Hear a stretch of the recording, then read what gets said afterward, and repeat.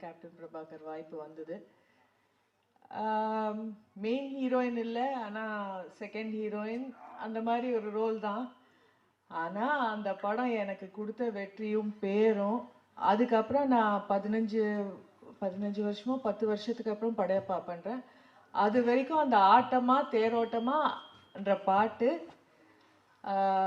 இப்போ வரைக்கும் எங்கே போனாலும் எந்த ஃபங்க்ஷன் போனாலும் ஒரு ஒரு ஒரு ஃபேடே ஆகாத அதே பாப்புலாரிட்டி ரிலீஸ் ஆன அப்புறம் அந்த சாங்க்கு எவ்வளோ ஒரு பேரும் புகழும் வந்ததோ அது இப்போ வரைக்கும் அந்த பாட்டுக்கு இருக்குது, எனக்கும் இருக்குது.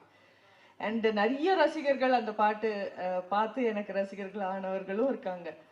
அந்த வாய்ப்பை எனக்கு கொடுத்த செல்வமணி சாருக்கும் கேப்டன், இன்னைக்கு I miss him the most today. இன்னைக்கு அவர் இருந்திருந்தா ரொம்ப ரொம்ப சந்தோஷமா இருந்திருக்கும்.